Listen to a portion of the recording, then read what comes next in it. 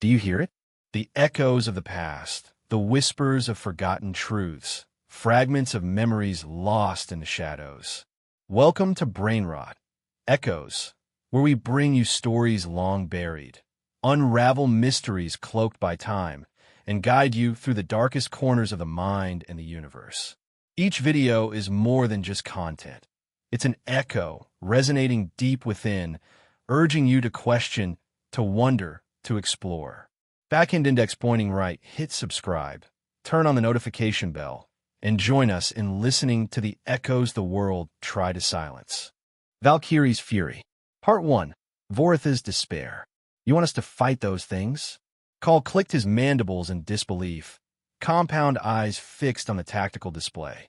Are you completely insane or just suicidal? The Vorith commander's facial tentacles writhed in frustration. They're just humans, primitive mammals, barely a century into their space age. Your fee has already been tripled. Quadruple it again, and I still wouldn't take this contract. Keurig Tall chittered, jabbing a clawed appendage at the holographic imagery. Look at them. Actually, look at them. The footage showed what the humans designated as their Special Operations Forces conducting exercises on a harsh desert world. The warriors moved with an unsettling combination of fluid grace and predatory intent, laden with enough weaponry to make a Cran War beast feel inadequately armed. I've studied their combat doctrine, to continued. Do you know what those markings mean? The ones they wear on their armor? Skulls. Human skulls. They advertise death on their very bodies. What kind of species does that? A primitive one trying to appear threatening, the commander scoffed. Their psychological warfare is crude at best. Crude. KX Tall's antenna twitched violently. Let me tell you about crude. Those humans you're so eager to dismiss. They developed powered armor because they saw it in entertainment videos. They created plasma weapons because they thought they looked cool in games. Their entire military-industrial complex is driven by the question, wouldn't it be awesome if? The commander's tentacles stilled. Surely you're exaggerating. I wish I was. You know what they call their elite units? Names like Ghost Recon and Shadow Raiders. They give their gunships names like Black Death and Angel of Destruction. They name their carriers after ancient warriors and conquerors. Many species engage in martial posturing. No, you don't understand. Call interrupted, mandibles clicking rapidly. They don't do this to intimidate enemies. They do it because they think it's fun. Because some human looked at a heavily armed assault transport and thought, you know what would make this better? Painting flames on the side and calling it Valkyrie's Fury. The tactical display shifted to show human special forces conducting a night raid.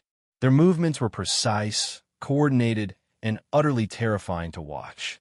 They flowed through the darkness like living shadows, every movement economical and deadly. Look at how they move, Call continued. Most species either excel at stealth or direct combat. Humans switch between the two like flipping a switch. One moment they're ghosts, the next they're unleashing enough firepower to level a small city. And they do it all while making terrible jokes over their comm channels. The commander's facial tentacles have begun to pale slightly. The jokes cannot be that significant a factor. Oh, really?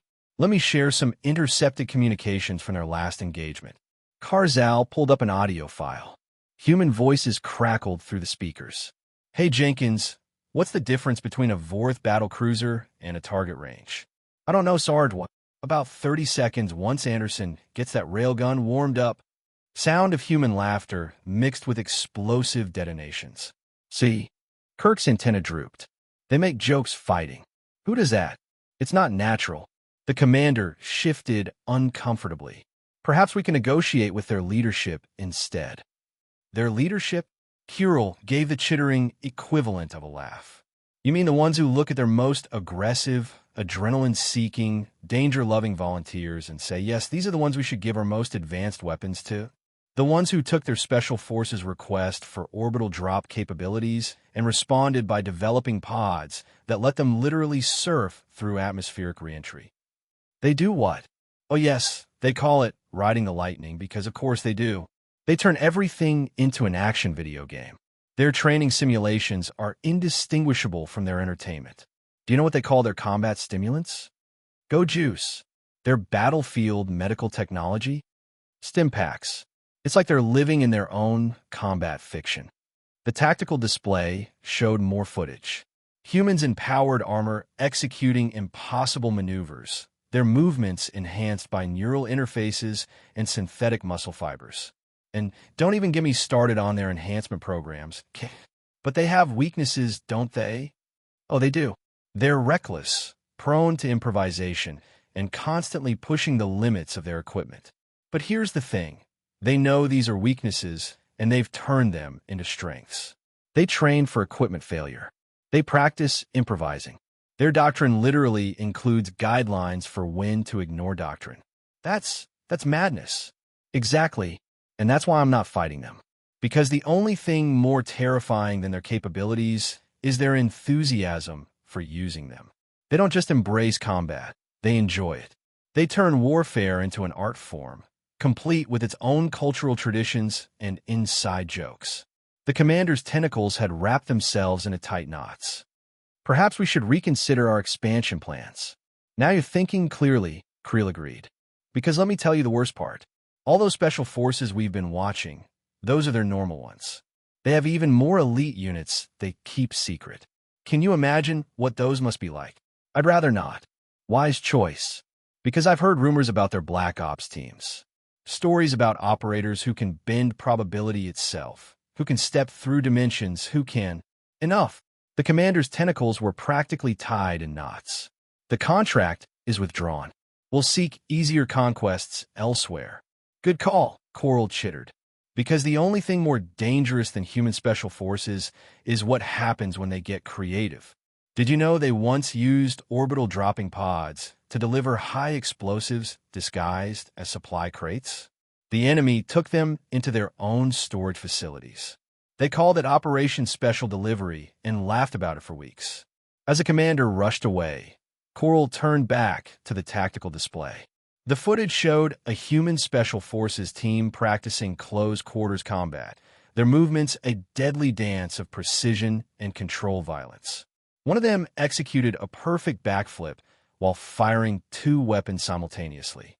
Completely insane, Call stated. And they probably did that flip just because they thought it looked cool. In the background, more intercepted communications played. Hey, anyone see where I left that antimatter grenade? Check your other tactical pocket, Dave. Oh yeah, there it is, right next to my lucky rabbit's foot. More human laughter. Kurt Tall shut off the display with a shudder. Let others fight the humans if they wanted. He preferred his battles survivable and his enemies sane. Besides, he'd heard the humans had recently started experimenting with something they called space ninjas, and he definitely didn't want to know what that was about. As he left the command center, he could have sworn he heard distant human laughter echoing through the corridors. Probably just his imagination. Probably. But he quickened his pace anyway. Later that cycle, when asked why he'd turned down such a lucrative contract, Kral had a simple answer. Have you ever watched humans fight? They treat it like a competition to see who can be the most spectacularly lethal while having the most fun. They didn't just wade into battle, they choreographed it. His fellow mercenaries laughed until he showed them the footage. They didn't laugh then. Instead, they did the sensible thing. They updated their contracts to specifically exclude operations against human special forces. Some called them cowards. Correctall called them survivors. Because in the end, there is only one thing you needed to know about human special forces. They were the kind of warriors who looked at the impossible, grinned, and said, "Hold my beer." And anyone who knew humans knew that phrase never ended well for their opponents. Remember that time we turned down the Vorth contract? Zixvac asked, mandibles twitching with barely suppressed amusement. Kay's antenna flattened against his carapace.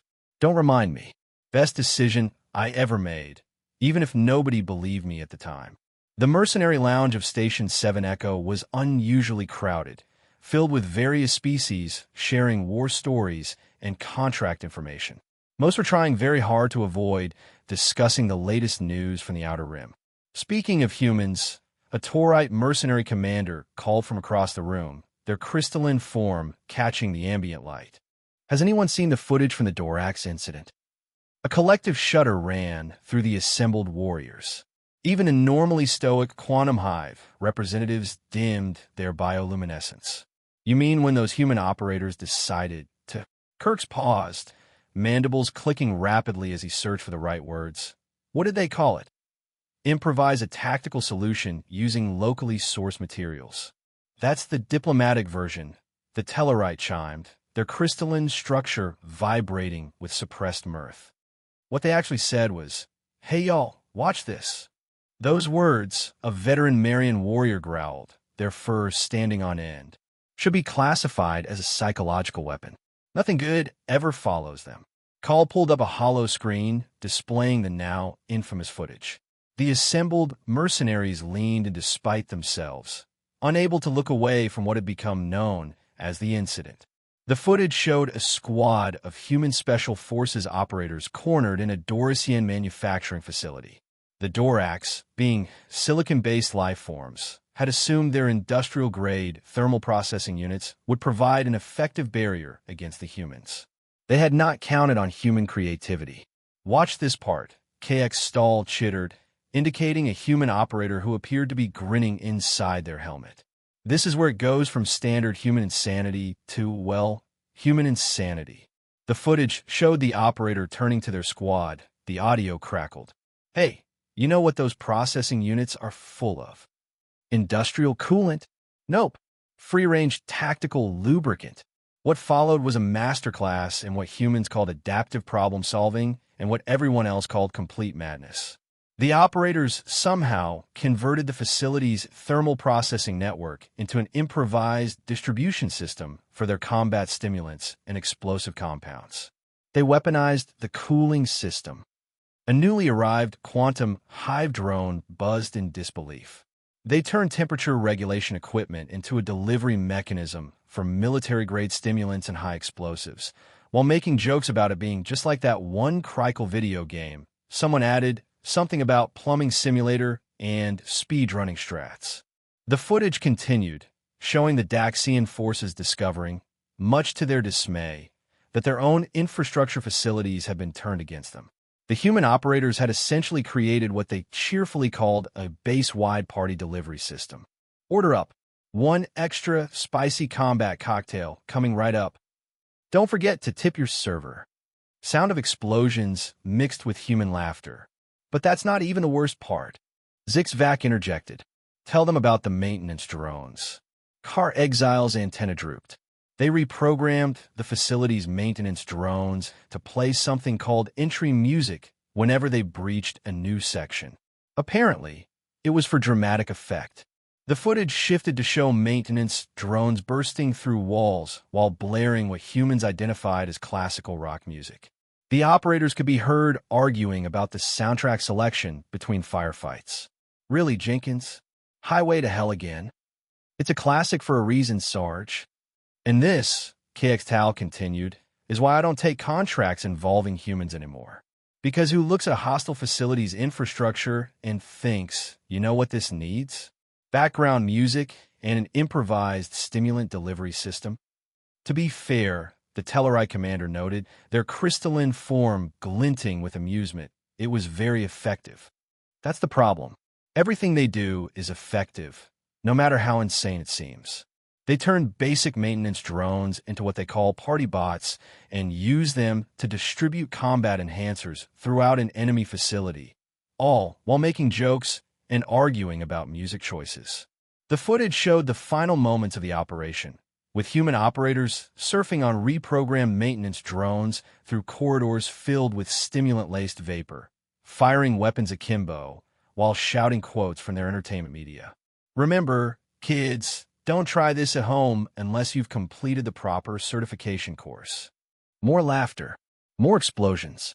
They recorded training videos later, Zixvac added quietly. Called it Creative Resource Utilization 101. Making the enemies base your party venue. The assembled mercenaries sat in stunned silence, processing this information. Finally, the Marian warrior spoke.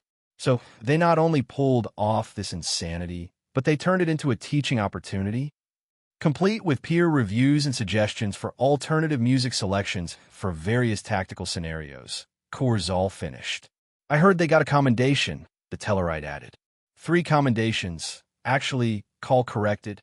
1 for mission success, 1 for creative resource utilization, and 1 for, and I quote, maintaining optimal morale through appropriate musical accompaniment. The lounge fell silent again, broken only by the sound of contracts being updated to specifically exclude any operations where humans might be present. Even the Quantum Hive representatives, normally eager for any combat data, were rapidly revising their engagement protocols. The truly terrifying part, Kirk mused, is that this is probably one of their tamer operations. Imagine what their actual classified missions are like. I'd rather not, chorused several voices. Wise choice, Kral agreed. Because I've heard rumors about their latest training programs. Apparently, they're teaching their operators something called parkour. The mass exodus from the lounge was immediate and unprecedented. Later, when updating the Mercenary Guild's official advisory documents, Call added a new warning. If you hear human special forces operators laughing during combat, retreat immediately. If you hear them say, "Hey, watch this," or "I've got an idea," retreat faster. And if you hear them discuss music choices for their operation, surrender. It's easier that way. The advisory was approved unanimously. Because if there's one thing the galaxy's mercenary community had learned, it was this. The only thing more dangerous than human special forces having fun was human special forces having fun. And they were always having fun. Part 2. The Groove Revolution. So, Karzal began, his mandibles twitching with what might have been suppressed laughter. Who's heard about the Nexus 9 situation? The mercenary lounge of Station 7 Echo, normally a hub of boisterous activity, fell into the kind of silence usually reserved for funeral ceremonies and bankruptcy proceedings. You mean the incident with the Zix-Vax antenna curled inward to battle hymns? A collective shudder ran through the assembled mercenaries. Even the station's AI dimmed its ambient lighting as if trying to distance itself from the conversation. That's the one, Kreikel confirmed, pulling up yet another set of footage that everyone really wanted to see but couldn't help watching, though the humans insisted on calling it Operation Dropping Beats and Taking Streets. The hollow screen flickered to life, showing what appeared to be a standard urban pacification operation. Standard, that is, until the human special forces arrived. For context, KX Tall explained, the Nexus 9 mining colony had been taken over by a particularly aggressive sect of quantum-scale engineers. They had nobody developed a theoretical immunity to conventional psychological warfare, theoretical being the operative word. RX's commander rumbled from their environmental tank. Exactly, Call chittered, because nobody's theoretical models accounted for humans turning psychological warfare into, well, this. The footage showed human operators advancing through the colony streets, their powered armor's external speakers blasting what their databases identified as workout music. Each squad had apparently been allowed to choose their own theme song. Squad 3, this is Command. Your music selection is causing seismic disturbances. Sorry, Command. Can't hear you over how awesome we are.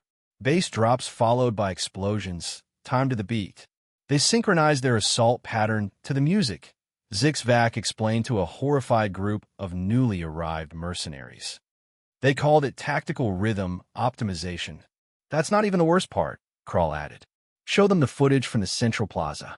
The hollow screen shifted to show a squad of human operators who had apparently decided that their assault on the colony's main administrative building needed what they called a proper soundtrack. They had somehow rigged the colony's emergency broadcast system to play something they referred to as boss battle music. Jenkins, what the hell is K-pop doing in our tactical playlist? Cultural victory, Sarge. They can't fight if they're too busy trying to figure out the choreography. Fair point. Sync up the breaching charges to the chorus. The footage showed the quantum engineers' defensive formations breaking down as they tried to process the sight of human special forces operators conducting rune-clearing operations while perfectly synchronized to what appeared to be elaborate dance music. But here's where it gets really interesting, Kistel continued, his mandibles clicking rapidly. The quantum engineers, operating on probability matrices, couldn't process the apparent randomness of human combat tactics combined with choreographed movement patterns. Their cognitive frameworks literally crashed. They tried to calculate the tactical advantage of backflips, Zixvac added solemnly. That was their first mistake. The footage showed the subsequent quantum engineers either surrendering en masse or joining what they called the rhythm of tactical enlightenment. Several could be seen attempting to replicate human combat dance moves. Within 3 cycles, Kral explained, the entire colony had developed what they called groove-based combat doctrine. They formed a new religion around it, something about achieving tactical superiority through synchronized movement and appropriate background music. The communes encouraged this. A newly arrived Hive-Mind representative buzzed in disbelief. Encouraged it? They offered advanced courses, called it Cultural Victory Alternative Approaches to Combat Resolution. They even published a manual, Bass Drops and Hot Pots, a comprehensive guide to rhythm-enhanced urban warfare. The footage shifted to show human instructors, former quantum engineers, the finer points of what they called tactical dancing. The engineers had apparently developed complex mathematical formulas to optimize their movements for maximum style points. Remember, people, if you're not having fun, you're not doing it right. But what's the tactical advantage of a spin move? Looking awesome is the tactical advantage. The really concerning part, Zixvac noted, is how effective it was. The colony's productivity increased by 300% after they adopted what they called groove-based optimization protocols. Humans weaponized dance music. Kurar Zal chittered in disbelief. They turned psychological warfare into a party, and somehow it worked better than conventional methods. The quantum engineers now require all security personnel to achieve what they called Sick Moves certification before deployment. The assembled mercenaries watched as the footage showed the colony's current state. Quantum engineers conducting their probability calculations through elaborate dance moves, security teams training to what humans call beats per minute optimization, and former insurgents arguing about playlist selection for their patrol routes. They've started hosting competitions, Zix added, something called So You Think You Can Fight? The humans judge them on both combat effectiveness and style points. And the worst part, KXL's antenna drooped. Other colonies are starting to adopt the practice. There's talk of making it an official combat doctrine. The humans are calling it the Great Groove Revolution. The footage shows a graduation ceremony for the first class of rhythm combat specialists, complete with what the humans called a tactical dance-off.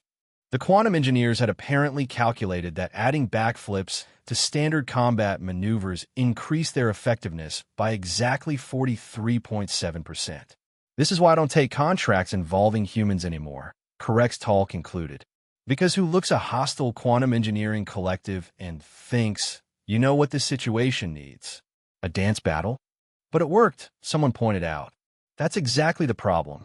Everything they do works, no matter how insane it seems. They turned combat operations into a choreographed performance art, and now there's a whole religion based on achieving tactical supremacy through superior dance moves. The mercenary lounge fell into contemplative silence, broken only by the distant sound of bass-heavy music from the station's human quarter. Several mercenaries nervously adjusted their combat loadouts to include what humans called swagger enhancement modules. I heard, Zixvac said quietly, that they're developing something called tactical rap battles for diplomatic negotiations. The mass exodus from the lounge set a new speed record. Later, when updating the Mercenary Guild's advisory documents again, COR Zal added another warning. If human special forces start playing music during combat operations, do not attempt to calculate the tactical advantage of their movements. There isn't one. They just think it looks cool, and somehow that makes it work. The advisory was approved before he even finished writing it. Because if there's one thing the galaxy's mercenary community had learned, it was this. The only thing more dangerous than human special forces having fun was human special forces starting a trend. And everything they did started a trend. Part 3. Tactical Tea Ceremony. In the depths of space, aboard a human special forces transport, a sergeant reviewed the footage from the Dorax incident with their team. All right, people, what did we learn? Always check the facility's infrastructure for tactical repurposing opportunities.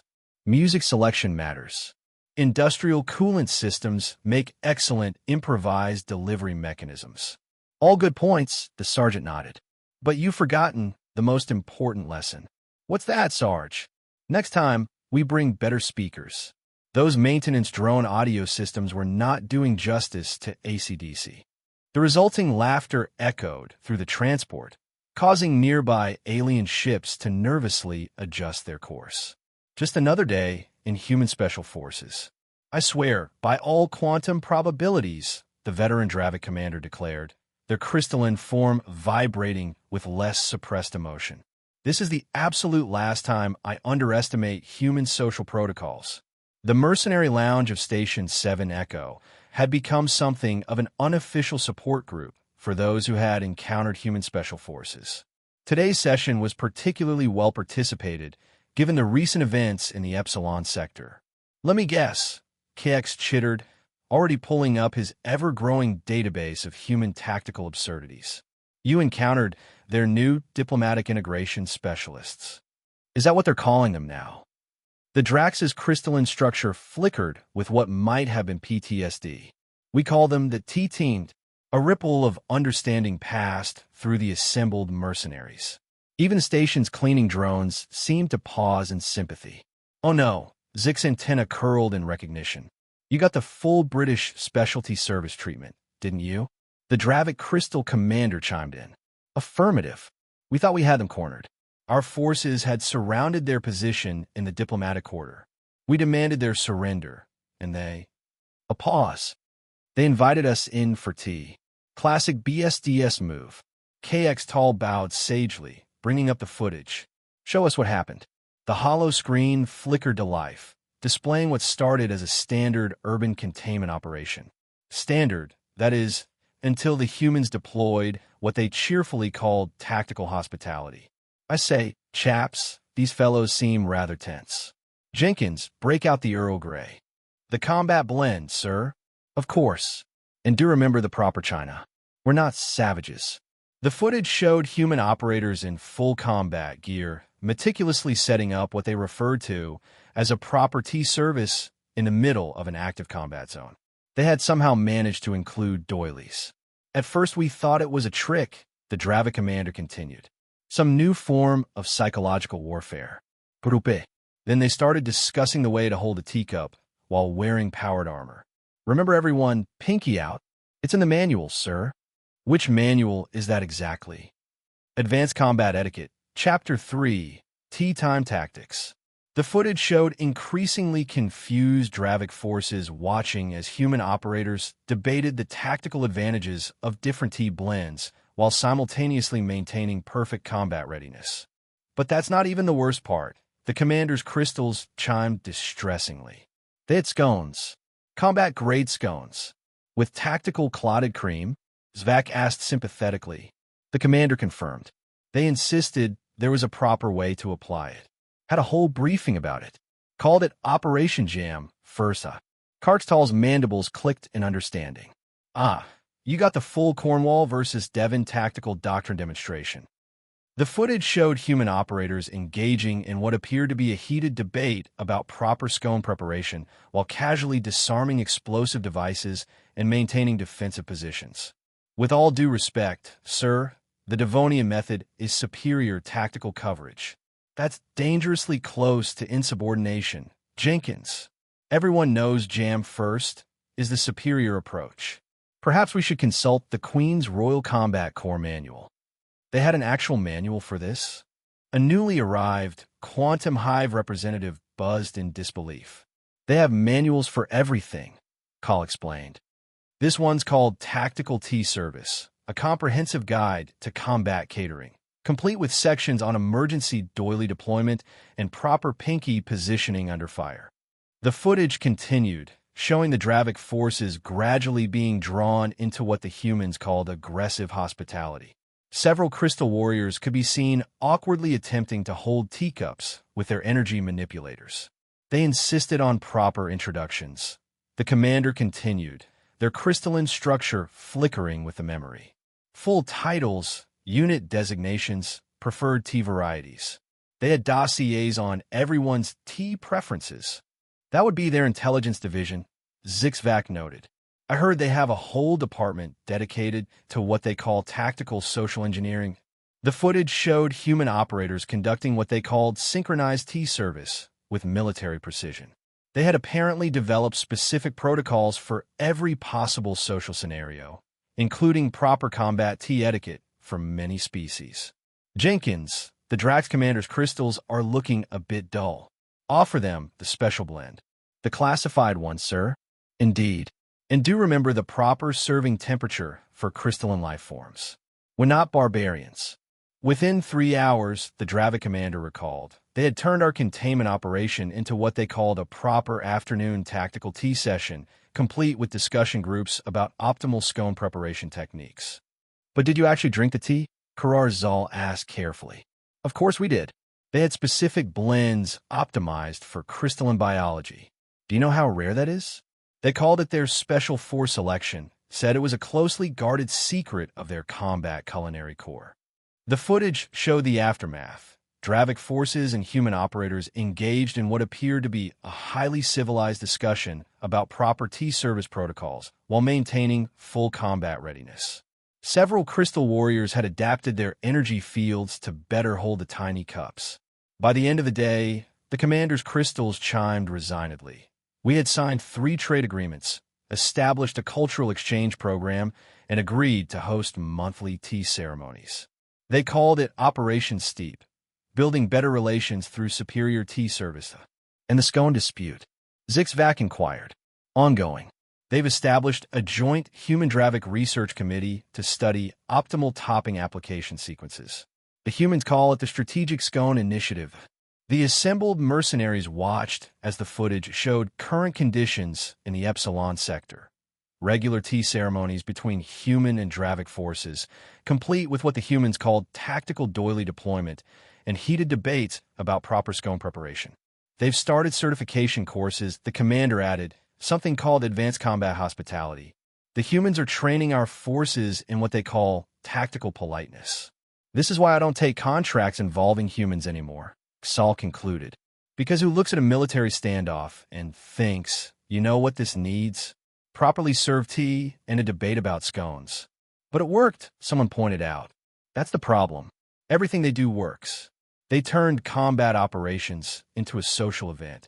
And now we have joint training exercises in tactical tea service.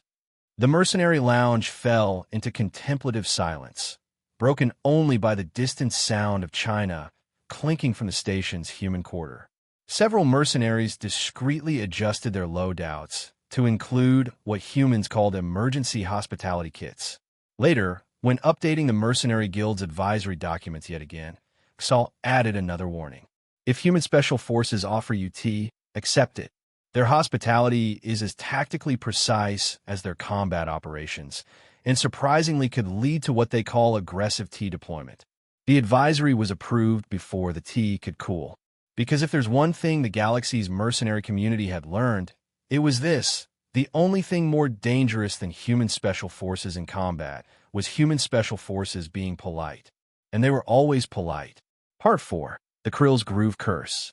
Listen, Call, Zixvac said, his mandibles trembling with a look Call had learned to recognize as underlying anxiety. I just took a new contract in the Cirrus sector. A new Krill tech startup. Easy, safe, no humans. An alarm blared through Station 7 Echo. An automated, mechanical voice announced, emergency alert. Unidentified threat detected in Cirrus sector. Potential links to Groove Revolution incident. Call closes eyes. I told you, Zix, nothing involving humans is easy. But Krill, Zix wailed, they're highly logical beings. They can't fall for the combat party trick. The public announcement screen flickered on, showing an urgent news feed. An image of a Krill commander with strained, compound eyes appeared. This is Krill Prime. We are under attack. Human Special Forces. The commander's voice broke into a static hiss. They're turning our data center into a dance floor. Call shook his head. I've seen this play out. always starts with tactical rhythm optimization. Inside Krill Prime's data center, bass-heavy music vibrated through the server racks. Lights pulsed in sync with the beat. Human operators, in powered armor adorned with bright, graffiti-style art and slogans, were dancing between the rows of servers, moving with surprising grace. Sarge, this data flow is awesome. It's making firewall breaches so much smoother. That's the power of base, Jenkins. Who says encryption can't have groove? A Krill commander entered, the tentacles on its head twitching in confusion. What are you doing? This is a data center. Valuable data is being corrupted. Just optimizing data flow, sir, a human operator called out, executing a pirouette. Did you know that aligning data processing speeds with an appropriate rhythm can enhance processor efficiency? Another operator added, moonwalking past a switch array. And honestly, this room needed some personality. These drab gray walls? Horrible. Back at Station 7 Echo. And now, I suppose, they'll start teaching the Krill how to dance for maximum data processing efficiency, Call groaned. But why? Zix asked, utterly bewildered. Why data centers? Call pulled up an older intercepted footage. Look, this is comms intercept from a human special forces team 5 cycles ago, when they were in an occupied data center. Static crackled. So boring. Nothing fun. I know, Dave. Wish we could spice it up a bit. Could definitely use some better background music for decryption. I'm feeling like a boogie. Call switched off the footage. You see? They can't stand boredom. They have to turn everything into something interesting. Not even a data center is safe. Part 5. Weaponized Joy.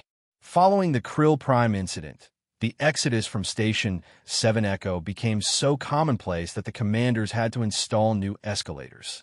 No one wanted to be caught when news of the latest human special forces antics spread. I hear they've started space optimization of space stations, a Dralian mercenary whispered, their voice trembling. Call nodded solemnly. Indeed, they've turned corridors into parkour courses. Inside an occupied space station, human operators vaulted over bulkheads, slid under pipes, and backflipped through doorways, all while maintaining perfect combat formation. All right, who wants to see a double backflip through the ventilation shaft? Hold on, I think I can add a twist there. A Vrone commander, attempting to contain the assault, froze. They're turning combat into an acrobatic display. This is tactical movement optimization, sir, a human operator called out, landing gracefully after a jump from the ceiling. It helps maintain fluidity and unpredictability. And it's fun, too. Another added, sliding down a railing like a professional skater. Back at Station 7 Echo. They don't just fight, Call said, his voice holding a hint of awe. They perform. And the terrifying thing is their enemies are paralyzed by the sheer bewilderment. They can't process an opponent who is having a blast while trying to kill them. So what do we do? A young mercenary asked, their voice quavering. Call sighed. There's only one thing you can do when faced with human special forces. Run. Run fast. And if you hear laughter or music, run even faster. Part 6. The Evolution of Humanity. Cycles passed. Call's skepticism about humans had morphed into a grudging respect, tinged with horror. He had seen them turn cargo trucks into mobile fortresses, ordinary dogs into explosive sniffing morale support units, and even administrative procedures into insane, who can do it fastest competitions. But something new was beginning to emerge, a fresh facet of human madness. I hear a Garrett mercenary, known for his stoicism, said that they're starting to use art. Call almost choked on his drink. Art? You're talking about visual psychological warfare? No, the Garrett said, looking bewildered. I hear they're using paint, brushes, and self-expression at a disputed border outpost. Nokron forces, known for their camouflage and stealth, were dug into their fortifications. Suddenly, a squad of human special forces appeared, not with weapons, but with buckets of paint and brushes. All right, everyone. Our objective is to turn this hot zone into a work of art. Priority 1. Self-expression. The operators began to graffiti the walls, transforming the drab gray fortifications into a symphony of colors and shapes. They painted battle scenes, mythological creatures, and inspiring slogans. Jenkins, that tree needs more purple. Sarge, I think a little glitter gold would make this autocannon really pop. The Nocron forces, masters of stealth, couldn't take it. Their ability to blend and was shattered by the sheer vibrancy and flamboyance of human art. They are turning the battlefield into a museum, a Nocron commander wailed, its black eyes narrowed. This is unnatural. Back at Station 7 Echo. The weaponized art, Zixvac muttered, his face blank. I thought I'd seen it all. Call looked up at the ceiling. And this is just the tip of the iceberg? They're constantly looking for new ways to make things more awesome. And more awesome for humans usually means more insane for the rest of the galaxy. He updated his mercenary handbook. New warning. If human special forces show up with art supplies, cover your eyes and run. They're not just painting. They're altering the enemy's perception of reality. Part 7. The Gamified Conflict. Many cycles had passed. Call's initial skepticism about humans had transformed into a reluctant respect, tinged with utter dread. He had witnessed them turn invasions into scavenger hunts, sieges into esports tournaments, and strategic retreats into competitive marathons. Have you heard about the Sector Gamma incident? A Gralic mercenary asked, his voice trembling with horror. Human special forces turned an entire planet into a massive multiplayer online role-playing game. Call closed his eyes. I knew this was coming. They've been talking about the gamification of warfare for cycles. In Sector Gamma, Zarg forces, known for their discipline and adherence to rules, were engaged in combat with a human special forces squad. Suddenly, a voice boomed across the battlefield. Congratulations, Player Zarg. You've completed the Fortified Emplacement Defense quest. To earn XP, defeat 50 more enemy units. Reward: temporary flight capability for 30 seconds. The Zarg forces were bewildered. They couldn't fight when they were constantly being rewarded or penalized by random game mechanics. Alert! You have entered boss battle territory. Boss, human special forces unit, the Juggernaut. Hint: find its weakness. I don't have a weakness, a human operator shouted, laughing. I just have a double damage button. Back at Station 7 Echo. They turn warfare into a game, Zixvac said, his voice almost breaking. And they're good at it. Call nodded. It's innate to them. They grew up with games. They learned to think in a game framework. And now, they're applying it to war. He added another warning to the handbook. If the battlefield suddenly has video game sound effects or a voice starts giving you quests, surrender immediately. You're in a human special forces game, and they always win. Part 8. The Promise of Absurdity. Call had become an undisputed expert on human special forces. He was hired by governments and federations to consult on how to deal with their ever-evolving threat. But every time he thought he had them figured out, they'd come up with something new. I hear they're developing new diplomatic team-building exercises, a Raxian intelligence operative said, his face pale. Apparently, it involves campfire sessions and community singing.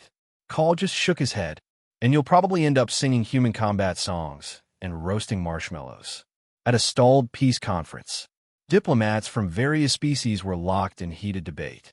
Suddenly, a human special forces squad appeared, carrying guitars, bongo drums, and a bag full of marshmallows.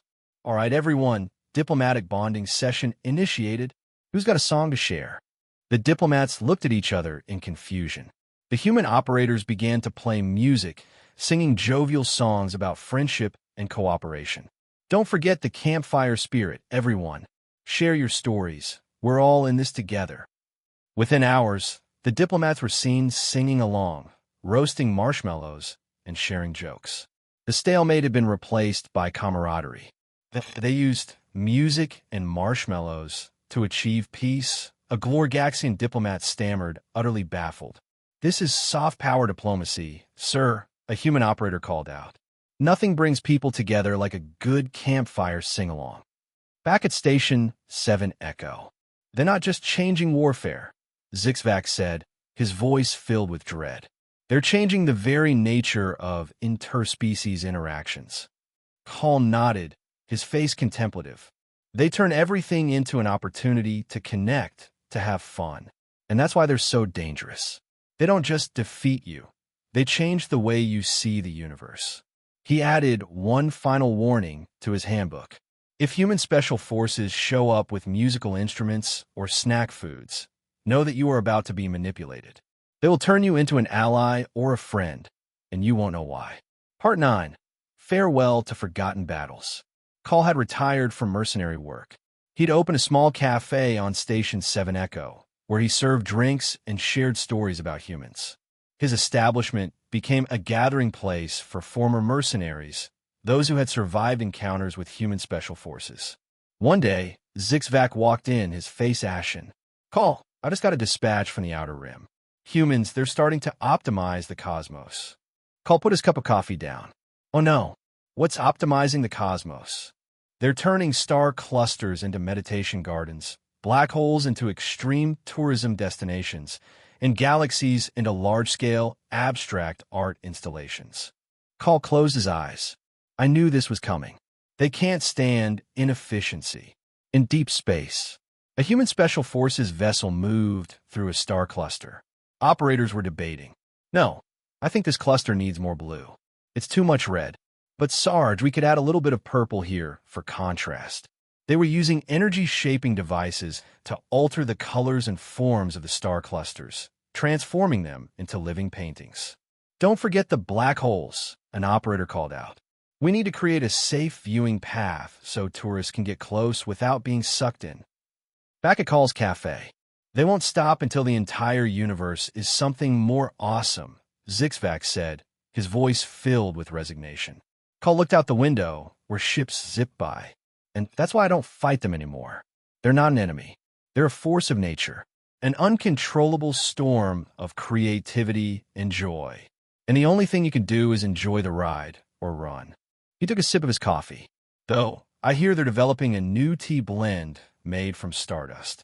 Heard it's quite good." Zixvac looked at him with a horrified expression. "Call, don't tell me you're—" Call just smiled. "Just a little curiosity, Zix. Just a little curiosity." And in a universe forever altered by human special forces, human laughter echoed, a constant reminder that even the grandest battles could become a game, a dance, or a cup of tea. And sometimes that was perfectly all right.